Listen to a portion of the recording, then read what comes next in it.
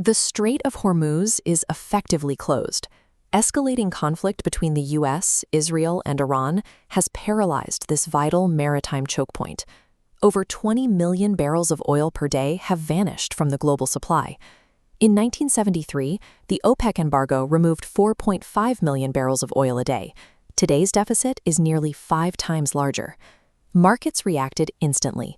Brent crude prices saw a violent surge, climbing from $66 to over $100 a barrel within the first few weeks. If the strait remains closed, internal projections suggest prices could reach $150 or even $200 a barrel. These prices are supported by physical destruction. Over 40 major Middle Eastern energy facilities, including refineries and pipelines, are currently disabled. Even when oil is available, logistics have failed. Skyrocketing maritime insurance and repeated tanker attacks have made shipping through the region impossible.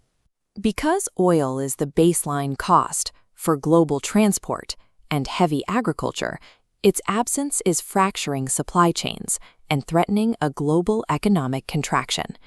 The global economy is entering a state of stagflation. Inflation is rising as surging oil prices drive up the cost of shipping, manufacturing, and the fertilizers required for global food production. At the same time, businesses are cutting production to cope with costs, causing growth to stagnate. This follows the pattern of the 1970s.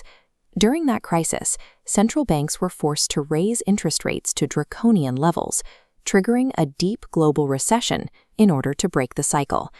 Today's central bankers face the same paradox: raise rates and trigger a recession, or do nothing and allow inflation to collapse household affordability.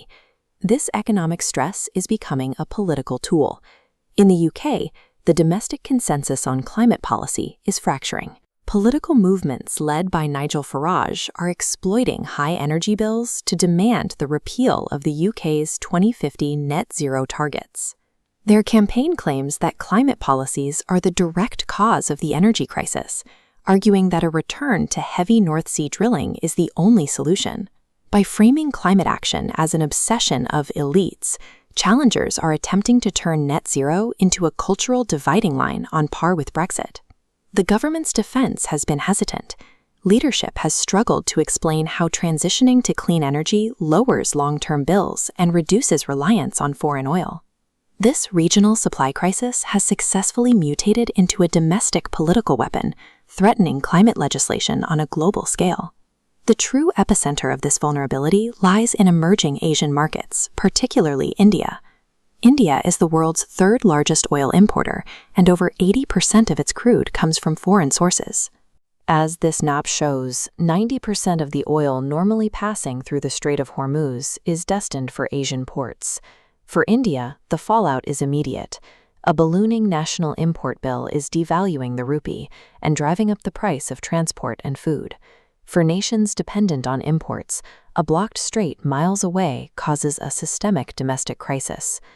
The severity of this disruption is forcing nations to confront their energy dependencies. India is reclassifying its transition away from fossil fuels as a matter of critical national security. This shock is accelerating a massive shift. India is pouring resources into homegrown solar arrays and electric vehicle infrastructure to insulate its economy from future energy shocks. The 2026 oil crisis is acting as the chaotic, necessary catalyst that finally ends the global reliance on fossil fuels.